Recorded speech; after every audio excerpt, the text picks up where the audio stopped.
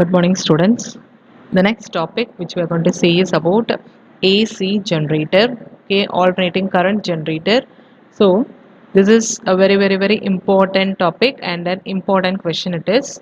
So, this AC generator, if you see with the introduction, AC generator or alternator is an energy conversion device, okay. So, it is used to convert the energy. So, how it converts is it converts mechanical energy, okay, into electrical energy. So mechanical energy is you are just rotating or making the coil to circulate. So when it is moving in the circle, what happens is it generates with the current, okay. So it converts mechanical energy into electrical energy. Then alternator produces large scale electrical power for use in the homes and also in the industries. So it generates what? It generates large power, okay.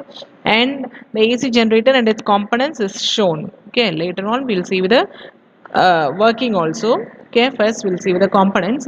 So what are the basic components of this AC generator are stator, rotor, alternator, brush box and slip rings, okay. So these are the basic components of a AC generator. They are stator, rotor, alternator, brush box and slip rings, okay. So what are they? Stator, rotor, alternator, brush box and slip rings. Yes. So we'll see with the principle of this. So alternator works on the principle of electromagnetic induction. So it works on the principle of electromagnetic induction. The relative motion between a conductor and the magnetic field changes the magnetic flux. Okay, so the conductor. So when you see the conductor and also the magnetic field. So surrounding this conductor there is also what? There is a magnetic field. Because of the change in the conductor and the magnetic field there is a magnetic flux, okay, and that comes under this electromagnetic induction. So what happens to this relative motion is because of the change in the flux there is also an EMF, okay, and that EMF is given by Faraday's law and the direction is given by Fleming's right hand rule, okay. So magnitude of the induced magnitude of the EMF is given by Faraday's laws and the direction is given by Fleming's right hand rule. Clear? So this is about the principle of AC generator. Clear? Next we are going to see with the construction. So mainly what are the parts which has is it mainly has with the two parts which are stator and rotor. Okay, so the main parts, major parts is stator and a rotor. What is the stator is? Stator is stationary. Rotor is it rotates inside the stator, okay. So first we have the stator, inside this we have this rotor, okay. So stator is stationary, rotor rotates inside the stator. In any construction of commercial alternators the armature windings are mounted in the stator and the magnetic field on the rotor. So wherever you see there is a armature windings, those windings are mounted in this stator, okay. So this is how the stator is, okay. So this stator has a three frames. So what are they is first one is the stator frame, okay. Next one is stator core and the next one is armature slot, okay. So the outer portion, that outer portion is called as what? Stator frame, okay. So this inner portion and this portion is called as what? Stator core, okay. And next one is a armature slot or the other word is armature windings, okay. So we'll just see this one by one. What is the stator frame, stator core and this armature windings? Be clear with this diagram, okay. So have this diagram by your side so that you'll be able to be understand with the each and every part which you are going to see now, okay. So first we are going to see is about the stator frame, the stationary part which has the armature windings, that is called as a stator, and we have seen that it has three components. They are stator frame, stator core and the armature windings, is it not? So this is what we have seen from the diagram itself. So when you see with the first one which is a stator frame, this stator frame is used for holding this is the outer frame. Okay, as we know that it is an outer frame, and it is used for holding the stator core and the armature windings in the proper position. So as this stator frame is in the outer frame, that is used to hold what stator core and also the state armature windings. This is provides the best ventilation with the help of the holes.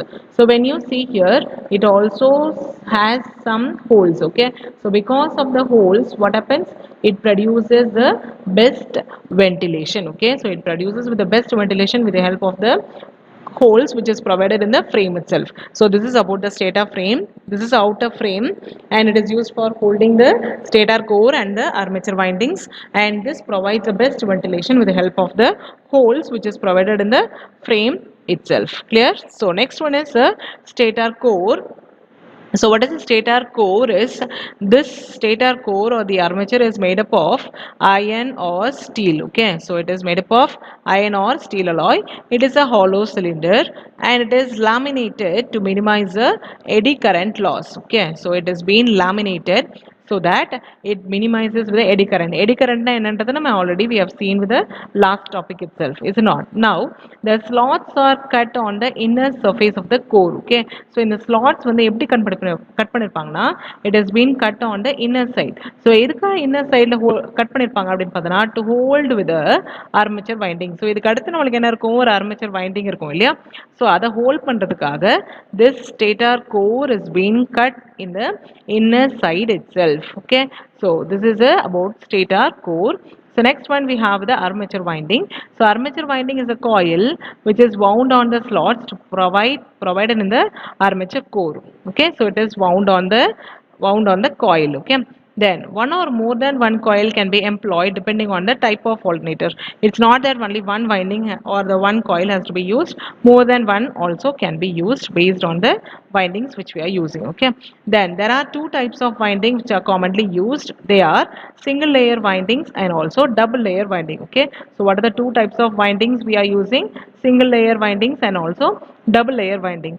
In single layer winding, you'll have a slot which is occupied by the coil in a single layer. So அந்த ஸ்லாட்டும் அந்த காயிலும் எப்படி இருக்கும்னா ஒரே single லேயர்ல இருக்கும். But in the double layer winding, the coils are split into two layers such as top and the bottom layers. Okay, so single layer double layer க்கு என்ன difference? Single layerல ஒரே ஒரு layer இருக்கும். Double layer it has with the two layers which are at the top and the bottom. Okay, so this is single layer. Okay, so this is a slot, this is a coil, and this is a stator core. Okay, so there is only one coil which is placed, okay, for the single layer. Yes, then for the next one which is a double layer, so the double layer la pathina it has with the two coils, so rendu coil place பண்ணிருக்காங்க. Okay, so this is the difference between the single and the double layer. So single layer க்கு ஒரே ஒரு layer, double layer it has with the two layers. Clear? Next is a rotor. As we know that rotor means which continuously rotates. Okay, so rotor contains a magnetic field windings. So the magnetic poles are magnetized by a DC source. The ends of the field windings are connected to the pair of slip rings attached to common shaft about which the rotator also rotates. So என்ன பண்ணிருப்பாங்கன்னா இந்த rotator வந்து shaft கூட connect பண்ணிருப்பாங்க. So when this shaft rotates, along with this the rotator also rotates. Okay, to maintain the connection between the DC source and the windings, two brushes are used. So இதுக்கு நடுவில் என்ன பண்ணியிருப்பாங்கன்னா ரெண்டு brushes use பண்ணியிருப்பாங்க, so that the commonly used DC source will go without any variation in the current. And there are also two types of rotors which are being used in the alternators. So what are the two types of rotors are? They are said to be the salient pole rotors and also the cylindrical pole rotors. Okay, so what are the two types of rotors? They are salient pole rotors and cylindrical pole rotors. Okay, so when you see with the salient pole and the cylindrical pole, so this is a salient pole. Okay, this has a slip rings. Okay, and this has a magnetic field of magnetic axis. Okay, and this is a field windings. Here we have the DC source and these two are the brushes and this is the shaft. So when the shaft rotates, this also rotates. Okay, so these are the slip rings. Okay, surrounding this are the slip rings, and these are all the windings. These are all said to be the field windings. The word salient. So what is the salient means? It is said to be projecting. Okay, so salient அப்படினா என்ன meaning? Projecting. This rotor has number of projecting poles. So என்ன இருக்கும்? வெளியவே நம்மளுக்கு நிறைய poles இருக்கும். And having their bases riveted to the rotor. It is mainly used in low speed alternators. So இதை மெயினா எங்க யூஸ் பண்ணிருப்பாங்கன்னா low speed alternatorsல யூஸ் பண்ணிருப்பாங்க. Okay, so this is a salient pole rotors. Clear? So this is a cylindrical pole rotor. So a cylindrical pole rotors we have the many slots நிறைய இருக்கும். அதே மாதிரி field இருக்கு, field windings இருக்கு. That's all. Okay, so this consists of a smooth solid cylinder. ஒரே ஒரு cylinder தான் இருக்கும். Then it has a slots, and the slots எல்லாமே எப்படி இருக்கு, outer surfaceல கட் ஆயிருக்கு along its length, and it is used for very high speed alternators. அதுல என்னது low speed alternators, here we are using for high speed alternators. So this is the difference between the cylindrical pole and the salient pole rotors. Clear? So next is we are going to see the advantages.